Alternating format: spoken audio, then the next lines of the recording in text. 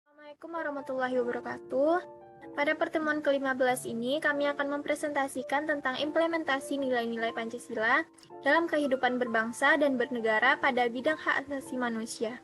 Sebelumnya, perkenalkan, nama saya Nabila Bunga Syakira, saya sebagai moderator, dan selanjutnya saya akan memperkenalkan anggota kelompok saya yang bernama pertama ada Nurul Hanifah dengan NIM 21075178.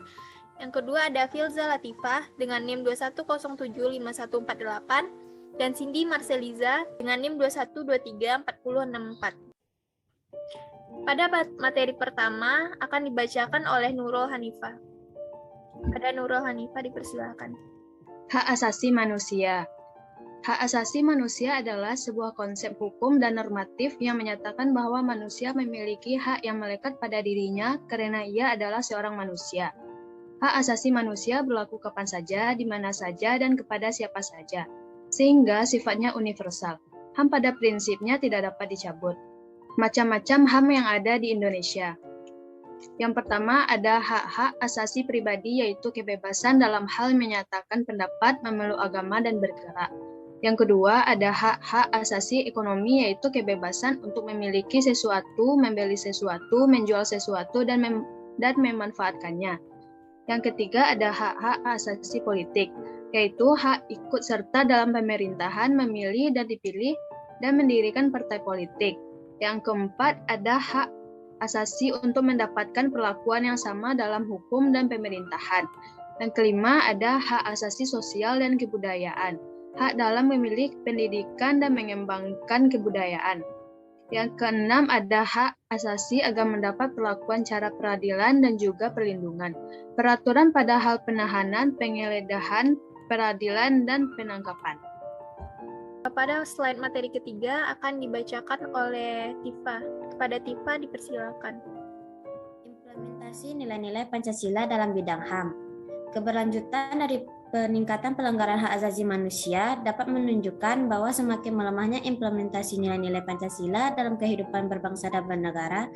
Bila implementasi nilai-nilai Pancasila tinggi, maka penghormatan dan penegakan hak asasi manusia akan semakin positif.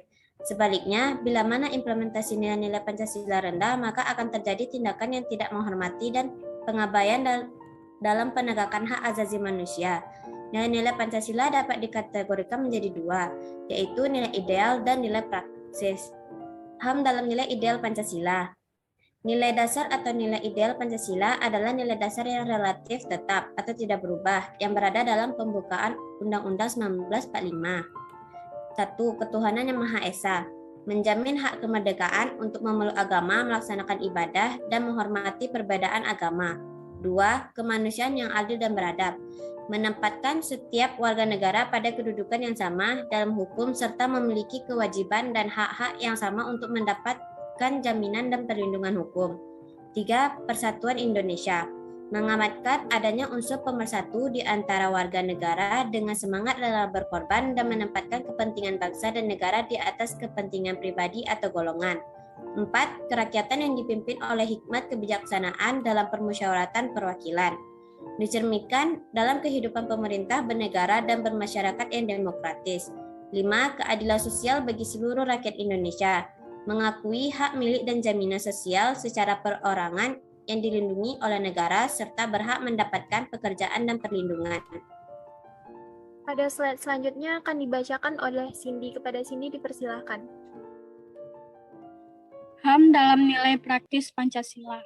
Nilai praktis merupakan realisasi nilai-nilai instrumental suatu pengalaman dalam kehidupan sehari-hari. Implementasi nilai praktis Pancasila dalam pelaksanaan HAM, yakni berupa 1. Manusia adalah makhluk Tuhan yang Maha Esa, berperan sebagai pengelola dan pemelihara alam secara seimbang dan serasi dalam keimanan dan ketakwaan. 2. Pancasila memandang bahwa HAM dan kewajiban asasi manusia bersumber dari ajaran agama, nilai moral universal, nilai budaya, bangsa, serta pengalaman kehidupan politik nasional. 3. HAM meliputi hak hidup, hak berkeluarga, hak mengembangkan diri, hak keadilan, hak kemerdekaan, hak berkomunikasi, hak keamanan, dan hak kesejahteraan yang tidak boleh dirampas atau diabaikan oleh siapapun. Yang keempat, perumusan HAM berdasarkan Pancasila dilandasi oleh pemahaman bahwa kehidupan manusia tidak terlepas dari hubungan dengan Tuhan, sesama manusia, dan dengan lingkungannya. 5. Bangsa Indonesia menyadari, mengakui, menghormati, dan menjamin hak asasi orang lain sebagai suatu kewajiban. 6. Negara Kesatuan Republik Indonesia mempunyai hak asasi yang harus dihormati dan ditaati oleh setiap orang atau warga negara.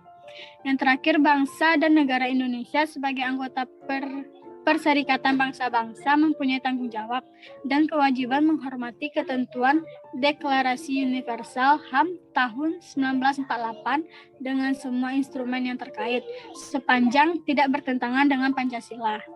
Contoh sikap positif yang dapat ditunjukkan warga negara.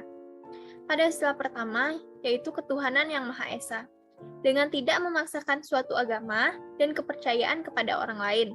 Pada sila kedua, yaitu kemanusiaan yang adil dan beradab dengan mengakui akan persamaan derajat, hak, dan kewajiban antar sesama. Pada sila ketiga, persatuan Indonesia dengan cara menempatkan di atas kepentingan pribadi atau golongan demi persatuan, kesatuan, dan keselamatan serta kepentingan bangsa dan negara. Pada sila keempat, yaitu kerakyatan yang dipimpin oleh hikmat, kebijaksanaan dalam permusyawaratan perwakilan dengan tidak memaksakan kehendak. Pada sila kelima, yaitu keadilan sosial bagi seluruh rakyat Indonesia dengan cara menjaga keseimbangan hak dan kewajiban. Itulah ia presentasi dari kelompok 6 yang diakhiri dengan pembacaan materi oleh saya sendiri. Saya selaku moderator kelompok 6 pada pendidikan Pancasila. Saya mengucapkan apabila ada kesalahan kata, mohon dimaafkan. Assalamualaikum warahmatullahi wabarakatuh.